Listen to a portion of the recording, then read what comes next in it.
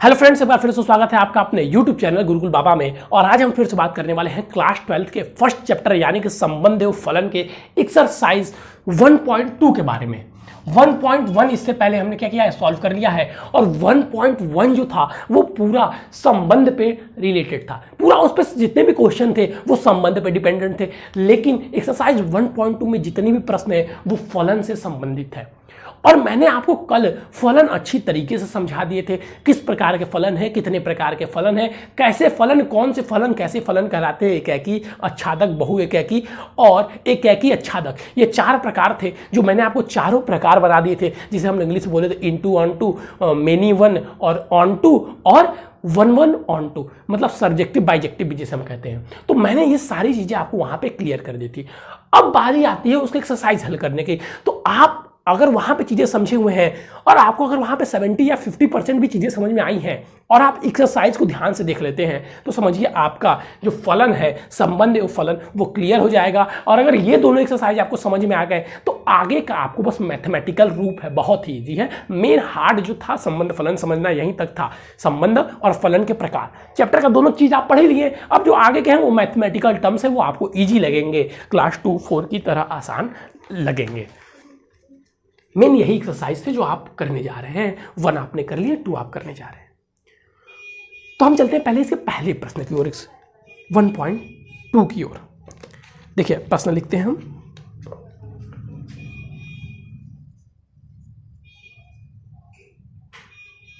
Question number 1 कहता है कि सिद्ध कीजिए। अरे यार बहुत गंदा लिख दिए सर आप। देखिए, सिद्ध कीजिए, सिद्ध कीजिए कि एफ बाई एक्स, बहुत लंबा चला जाएगा, F by X R tends to R आच्छादक एकैकी वास्तविक संख्या। चलिए सेम चीज है, क्वेश्चन 2 देखिए डायरेक्ट, क्योंकि ये क्वेश्चन बहुत लंबा है और इंक में देख रहा हूँ खत्म हो जाएगा। और सेम चीज वो भी है, निम्नलिखित फलनों की एकैकी तथा आच्छादक गुणों की जांच कीजिए।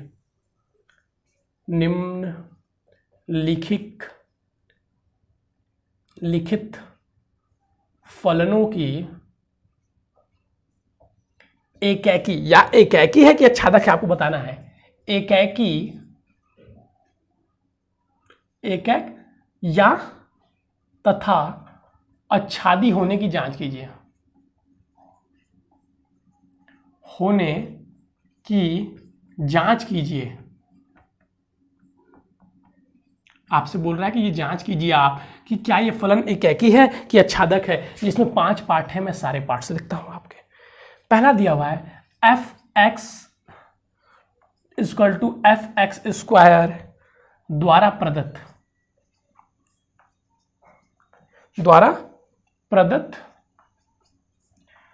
Are f dot n tends to n फलन है। और दूसरा दिया हुआ है, एक साथ हम दो करेंगे। दूसरा दिया हुआ है क्या, दूसरा दिया हुआ है कि f tends to x square द्वारा प्रदत्त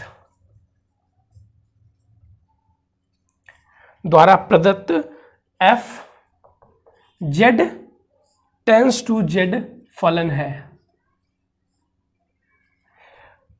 अब देखिए सबसे पहले तो आपको ये समझना होगा कि ये z क्या है, ये n क्या है और जो r यूज में आता है वो r क्या है। सबसे पहले तो आप ये नहीं समझ पाएंगे तो आप कर ही नहीं पाएंगे। देखिए ये बात साफ है। जिनको पता होगा तो कोई बचेंगे सर n न्यूमेरिक, सॉरी क्या है, n नेचुरल नंबर है। जिनको पता होगा वो बताएंगे कि सर जो n है वो n नेचुरल नंबर है। सबने बोला ठीक और मैंने बोला ठीक है भाई, n नेचुरल नंबर है। तो यानी n पूर्णांकों वाली धनात्मक संख्या, बस जीरो को छोड़कर n का मतलब हो, सॉरी ब्लैक वाला तो नहीं चलेगा, ये देता हूँ, n हो जाएगा। n का मतलब जीरो को छोड़ के 1 2 3 4 5 जितने भी जीरो को छोड़ के। अब अगर z की बात की जाए तो z क्या होगी, तो z होती है धनात्मक। ये जो भी होगा धनात्मक में होगा, n सदैव धनात्मक होगा। जेड आपका क्या होता है, जेड धनात्मक तथा ऋणात्मक पूर्णांकों वाली संख्या। ये मैं आप फलन में ही बताना चाह रहा था, ऋणात्मक पूर्णांकों वाली संख्या, इसमें जीरो भी एडेड है। तो या तो वो संख्या धनात्मक हो या तो वो संख्या ऋणात्मक हो, उसे जेड से बोलते हैं, उसे जेड से रिप्रेजेंट करते हैं। अब एक आता है आर, एक आता है आर जिसे हम लोग रियल नंबर कहते हैं। आप चीजों को पहले ध्यान समझिए। धनात्मक अगर n दिया हुआ है तो इसका मतलब ये है कि संख्याएं जो हैं वो जो उनके डोमेन और कोडोमेन है वो दोनों धनात्मक ही हैं।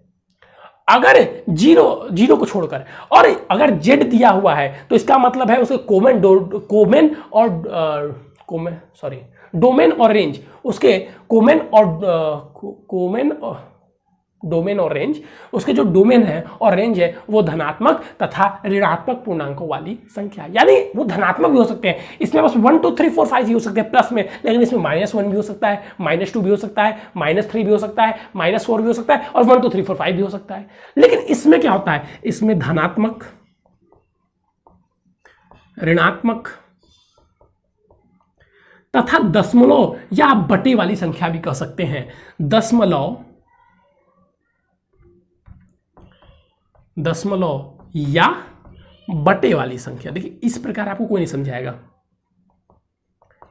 यानी कि इसमें 1/2 भी आ सकता है, इसमें 1/2 भी आ सकता है, -4 भी आ सकता है और 6 भी आ सकता है और +6 भी आ सकता है, -6 भी आ सकता है, 1/6 भी आ सकता है। किसमें, आर में, और जेड में क्या आएगा, या तो +1 to 3 या तो -1 to 3। लेकिन एन में क्या आता है, सिर्फ 1 to 3 और 1 to 4। किसके, इसके रेंज और डोमेन में। चलिए अब हम इसको इरेज करेंगे, जो साइड में चीजें हमने बताई है, या उसको रहने दीजिए, हम यहीं पे चीजें सॉल्व करेंगे। अब हमको बताना है कि निम्नलिखित में से कौन सा फलन एकेकी है और कौन सा अच्छादी है। तो एकेकी क्या होता है, किसी एक का एक से संबंध एकेकी संबंध कहते हैं, और अच्छादी किसे कहते हैं, अच्छादी उसे कहते हैं जिसमें कोमेन और डोमेन और रेंज दोनों जुड़े हुए हैं, डोमेन और रेंज दोनों जुड़े हुए हों एकदम, मतलब पूरा एक दूसरे से, मतलब हर एक का संबंध हर एक के साथ हो, उसे हम लोग क्या बोलते हैं, अच्छादी बोलते हैं। अच्छा सर, के लिए कैसे पता चलेगा, तो देखिए मैंने बताया था कि एकेकी फलन चेक करने के लिए हम x की जगह यहाँ पे x1 रख देंगे और x2 रख देंगे, और यदि अगर दोनों आपस में बराबर आएंगी तो चीजें एकेकी हो जाएंगी। तो देखिए यहाँ पे मैं रख के दिखाता हूँ, f(x1) = f(x2), ऐसा हमने किया। तो फिर f(x1) यानी कि यहां पे क्या हो जाएगा, x1 का स्क्वायर, और ये बराबर है x2 के स्क्वायर के। ये किसके बराबर है, ये बराबर है x2 के स्क्वायर के। अर्थात ये फलन क्या है, अर्थात ये फलन एकेकी है। अगर आपने वीडियो देखा होगा तो मैंने पहले बताया x1/2, मतलब यहां पे आप कुछ भी रखिए वो बराबर अगर हो जाते हैं तो एकेकी है, वो एकेकी है। तो यहां पे मैंने x1 और y2 रख के, x1 और x2 रख के चेक कर लिया। अच्छा, अब बोल रहा है क्या, इसे अच्छादी भी चेक करना है। तो अच्छादी कैसे चेक करेंगे सर, आपने यहां पे x1 y1 तो रख के बताया था और हमने रख भी लिया, अतः इसे हमने बता दिया कि ये 1 1 यानी कि एकेकी फलन है। लेकिन आप ये अब हम बताइए कि क्या ये अच्छादी फलन है। तो मैंने बोला इसकी आप कैसे चेक करके बताएंगे, तो मैंने बोला रुक जाइए, चिंता मत कीजिए। आप देखिए इस n में आपको बताना क्यों जरूरी था। इस n में क्या आते हैं सर, 1 2 3 4 5 6 7 8 9 10, 1 2 3 4 5 6 7 8 9 10, लेकिन हमें उसमें 2 भी आएगा ना, n में 2 भी आएगा। और क्या 2 किसी का वर्ग होता है, किसी ऐसा बताओ जिसका वर्ग करने पर 2 आ जाए, 2 आ जाए, किसी चीज का वर्ग करने पर 2 आ जाए, ऐसी स्थिति पॉसिबल है, ऐसी स्थिति पॉसिबल है। तो कोई बच्चा कहेगा √2 सर, लेकिन ये √2 एलिमेंट नहीं है n का, इस दशमलव वाली संख्या n में आती ही नहीं है, पूर्णांक आती है। तो हम कैसे लिखेंगे सर, कैसे लिखेंगे कि डोमेन में, ठीक है कि अच्छा डोमेन नहीं लिखना, आपको इंग्लिश में नहीं लिखना, तो ऐसे लिखेंगे, क्योंकि 2 का n में सॉरी, क्योंकि 2 इज एलिमेंट ऑफ n में, 2 इज एलिमेंट ऑफ n में n का कोई तत्व, n का कोई तत्व ऐसा नहीं है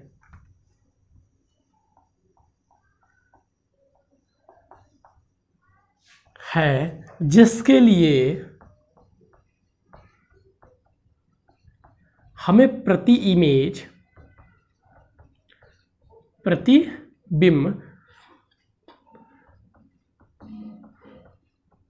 जिसके लिए हमें प्रतिबिंब 2 प्राप्त हो।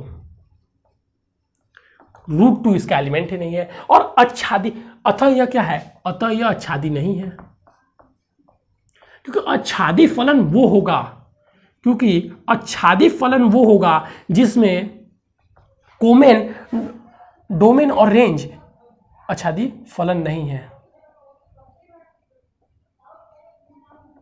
ठीक है, तो ये ऐसा फलन होना चाहिए जिसमें कोडोमेन रेंज होना चाहिए। तो देखिए आप यहां पे, अगर मैं आपको यहां पे समझाऊं तो देखिएगा, ये A है और ये B है, हम आच्छादी चेक कर रहे हैं। यहां पे हमने रख दिया 1 2 3 4, यहां पे भी दिया 1 2 3 4।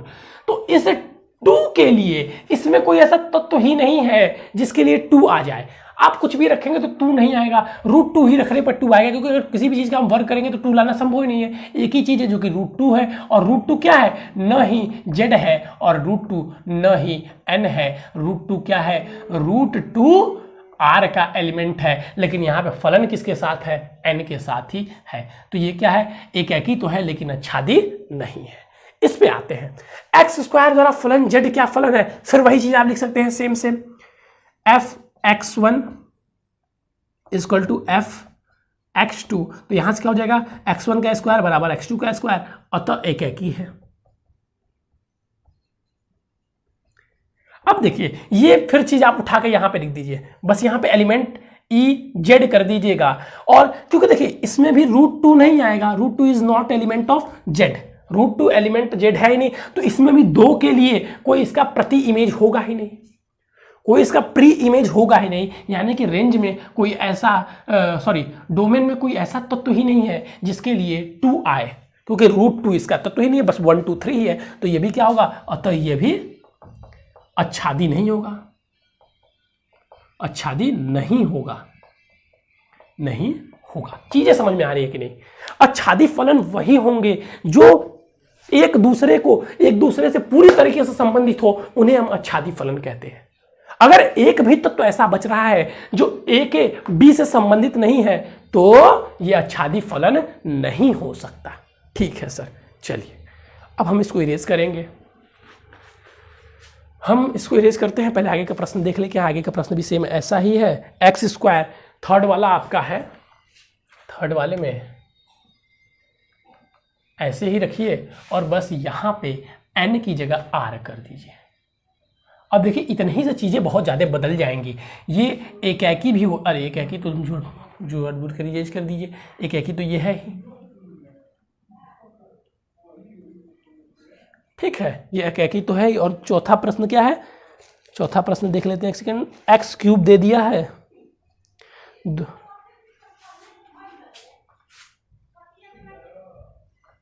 और यहां पे देखिए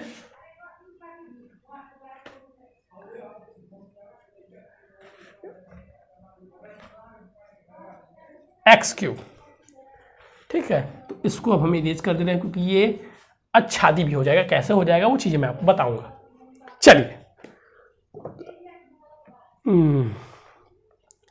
अब हम कौन सा कर रहे हैं, थर्ड वाला कर रहे हैं। तो थर्ड वाला आप देख रहे हैं ब्लैक बोर्ड पे पहले से ही लिखा हुआ है कि ये क्या है, ये 1 1 है, लेकिन ऐसा संभव नहीं है, इसीलिए हमको वो इरेज करना पड़ेगा। कैसे, देखिए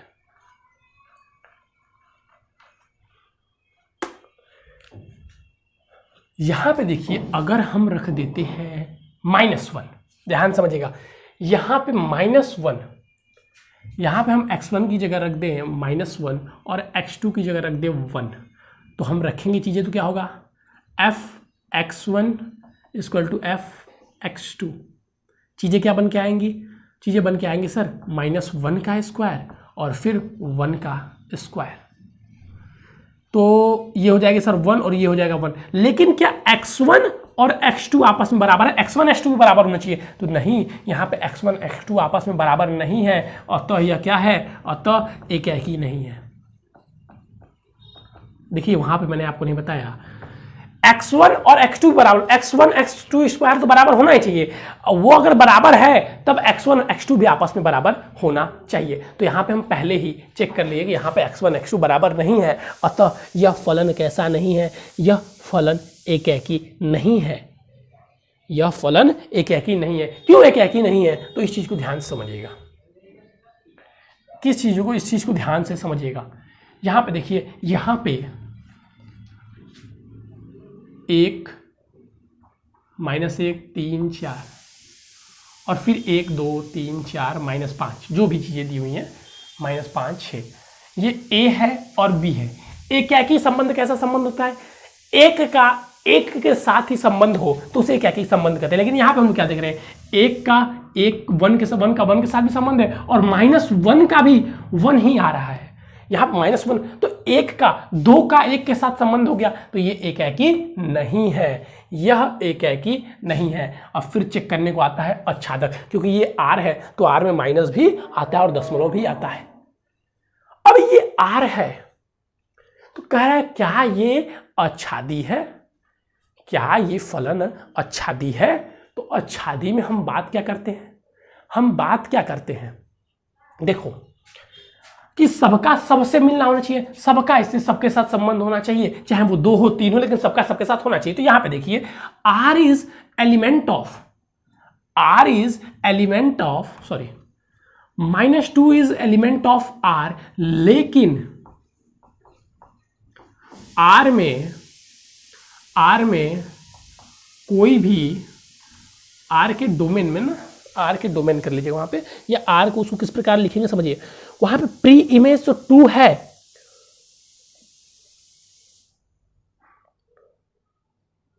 ठीक है, तो यहां पे हम देखेंगे कि R is -2 is element of R, लेकिन R में कोई भी ऐसा तत्व नहीं है जिसके लिए हमें क्या प्राप्त हो? -2 प्राप्त हो। तो ये क्या हो जाएगा? तो यह क्या हो जाएगा? आच्छादी नहीं है, आच्छादी, अतः यह आच्छादी नहीं है। कैसे नहीं है सर? अरे भाई, किसी भी अगर माइनस का हम स्क्वायर करेंगे तो क्या आ जाएगा? प्लस आ जाएगा। माइनस का स्क्वायर करने पर प्लस आ जाएगा, क्योंकि यहाँ पे स्क्वायर लगा हुआ है, तो जब सारी चीजें प्लस ही आ जाएंगी तो कैसे? माइनस वालों के लिए, इसमें जो माइनस वाले हैं ये तो किसी के साथ मिले ही नहीं है, इनका किसी का संबंध ही नहीं है। जब संबंध ही नहीं है तो आच्छादी नहीं होगा, क्योंकि आच्छादी तभी होगा जब सब एक दूसरे से जुड़े हुए हो। अच्छा सर, ठीक है, ये वाला देखिए। अब ये वाला, अब इसको हम चेक करते हैं। ये कह रहा है कि f = x² द्वारा प्रदत्त फलन n फलन है, तो कह रहा है क्या ये एकेकी है या आच्छादक है? पूछ रहा है क्या ये फलन एकेकी है?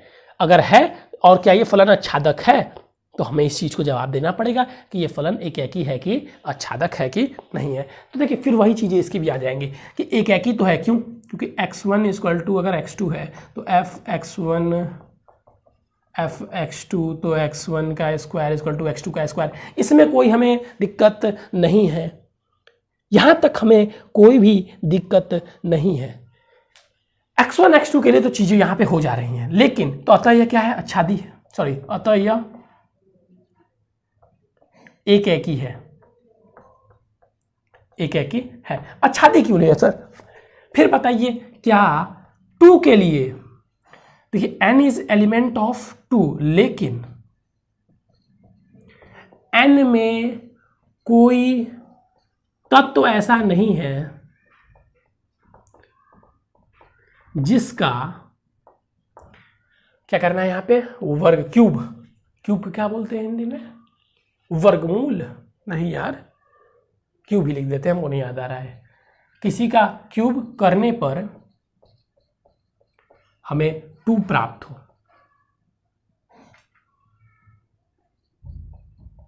प्राप्त हो क्यों? क्योंकि ये जो रूट इसका क्यूब रूट 2 का वर्क करने पाएगा, लेकिन ये क्या है, n का एलिमेंट नहीं है, n का एलिमेंट नहीं है। अगर r रहता तो ये क्या हो जाता, ये आच्छादी भी हो जाता।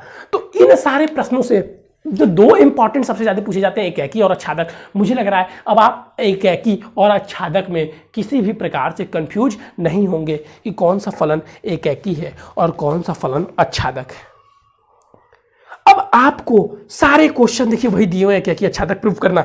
एक डिफरेंट है जो कौन सा है, 6 वाला, तो मैं आपको बताऊंगा और सब आपका होमवर्क है। और उसी के साथ एक सही उत्तर का चयन करें, x = 3x, तो r का सही उत्तर का चयन करें। 6 और 12, जो 12 आपका लास्ट क्वेश्चन है वो मैं आपको बताऊंगा। पहले 6 वाला बता देता हूं, उसके बाद से 12 वाला। 6 वाला किस बता रहे हैं, क्योंकि 6 वाला इस प्रकार का नहीं है और सारे प्रश्न आपके इस प्रकार के हैं। कोई भी प्रश्न अगर आपको नहीं आते, देखिए मेरा लक्ष्य ये है आपको समझाना कि आप एकैकी आच्छादक समझ जाएं। तो मैंने वो प्रश्न ही मैं आपको बताता हूं जिससे आपका कॉन्सेप्ट क्लियर हो जाए। अगर सारे आपको प्रश्न चाहिए तो जिस दिन मैं फलन पढ़ा रहा था उसी दिन मैंने आपको बोला कि आप हमसे ले सकते हैं, व्हाट्सएप के थ्रू मैं सारा प्रश्न आपको सेंड कर दूंगा। लेकिन आपका काम क्या है, हल करना। जो ना है उसको पूछिए। चलिए 6 वाला क्वेश्चन नंबर 6 बोल रहा है कि मान लीजिए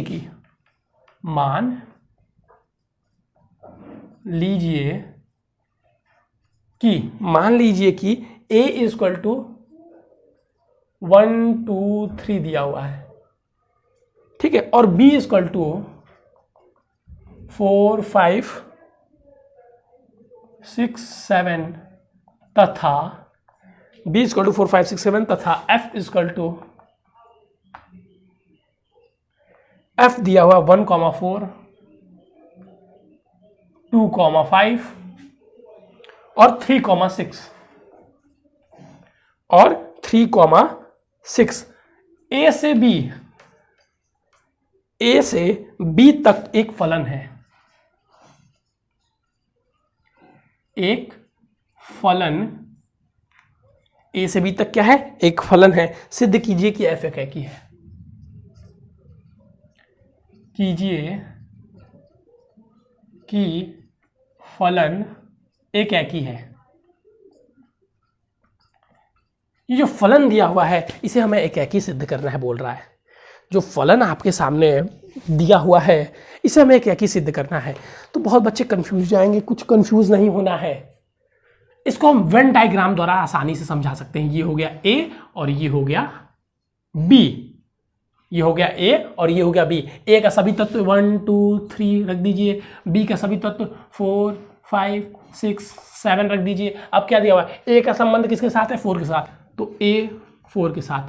B का संबंध किसके साथ है, 2 का संबंध 5 के साथ, 3 का संबंध 6 के साथ। इसमें बचा है उससे मतलब नहीं, क्योंकि हमें इसे आच्छादक सिद्ध नहीं करना है। अगर आच्छादक रहता तो इसमें 7 बच जा रहा है तो ये आच्छादी नहीं होता, लेकिन हमें इसे एकैकी बताना है। तो क्या एक का एक के साथ संबंध है और बचा हुआ है तो उससे मतलब नहीं है। इसमें किससे मतलब होता है, बस एक का एक के साथ संबंध होना चाहिए। तो हमें यहां पर हम लिख सकते हैं, हमें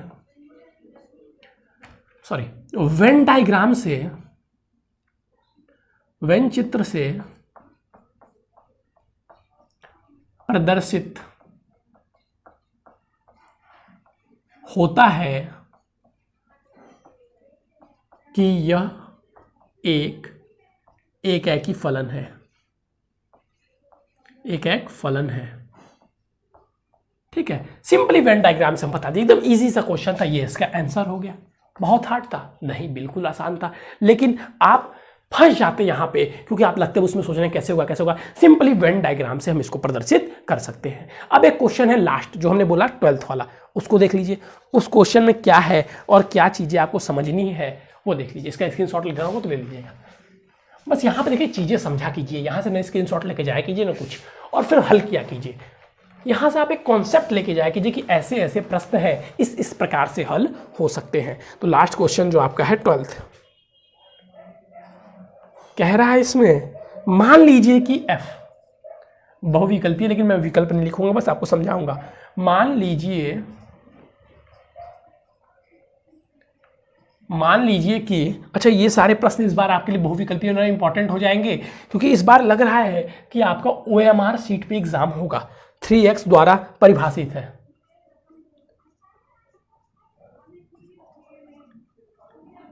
परिभाषित है fx क्या है, 3x द्वारा परिभाषित है। फलन, जो फलन है वो f टेंस टू r में r, फलन f टेंस टू r में r है। तो सही उत्तर चूज कीजिए। क्या ये फलन एक एकी आच्छादक है, बहु एक एकी बहु एक आच्छादक है? कौन सा फलन है ये हमें बताना है, और कैसे है ये भी हमें बताना है। तो देखिए भाई, एकेकी तो है, फलन क्या है, एकेकी तो है। कैसे सर, इसको हम सिद्ध कर सकते हैं। बिल्कुल, एकेकी तो है। कैसे एकेकी है देख लीजिए। हम यहाँ पे रखते हैं x1 f x1 और इक्वल टू f x2 रख दीजिए, तो यह आ जाएगा 3x1 और बराबर 3x2। 3 से 3 कट जाएगा तो x1 बराबर x2 हमें देखने के लिए मिल गया। अगर x1 x2 रखने पर x1 बराबर x2 देखने के लिए मिल जाए तो फलन क्या है, फलन एकेकी है, अतः एकेकी है। अब पूछ रहा है क्या एकेकी आच्छादक है या आच्छादी है? एकेकी आच्छादक है या आच्छादी है? तो फिर हम आच्छादक चेक करेंगे। अगर आच्छादक भी निकल जाए, अगर फलन आच्छादक भी निकल जाए तो ये क्या हो जाएगा, ये चीजें जो हो जाएंगी, ये चीजें जो आपको दिखाई दे रही हैं, ये एकेकी आच्छादक हो जाएगा। तो अब इसको आच्छादक कैसे सिद्ध करेंगे सर? अब इसमें तो नेचुरल नंबर है कि हम बताएंगे ये तत्व है, नहीं, इसको ऐसे नहीं, बस जो आपको दिया है इसको y इक्वल टू लीजिए, y इक्वल टू 3x, तो x इक्वल टू y/3। क्या किसी x के लिए y/3 एलिमेंट उपलब्ध है? अगर किसी भी तत्व के लिए y/3, तो y/3 मतलब क्या, पॉइंट में? तो हाँ, जो y/3 है, y/3 को हम y/x थोड़ा सा इरेज कर देते हैं, ठीक है। तो सिंस y के लिए, किसी भी y के लिए, हमने क्या बोला, किसी भी y के लिए y/3 का एलिमेंट है, एलिमेंट R में है, क्योंकि इसमें दशमलव वाली चीजें होती हैं, अतः यह क्या, आच्छादी है। और जब यह आच्छादी भी हो गया और एकेकी भी हो गया, तो इस स्थिति में क्या हो जाएगा, ये एकेकी आच्छादी है, एकेकी आच्छादी है। देखिए यही 3 मैंने आपको पढ़ाया था 4, लेकिन यही 3 मोस्ट इंपॉर्टेंट है, एकेकी आच्छादी और एकेकी आच्छादी। पूरा प्रश्न इसी से आते हैं। और इसी के साथ बच्चों हमने एक्सरसाइज 1.2 को समाप्त कर लिया है। जितने प्रश्न इसमें कवर हो सकते थे हमने कवर कर लिया। जो भी प्रश्न अगर आपको नहीं आएंगे तो आप व्हाट्सअप से हमसे पूछ सकते हैं। और दूसरी बात, अगर आप हमारे चैनल पर नए हैं तो चैनल को सब्सक्राइब करें, व्हाट्सअप से भी जुड़ें और वीडियो को लाइक करें और अपने दोस्तों को भी शेयर करें। थैंक यू बच्चों, हैव अ नाइस डे।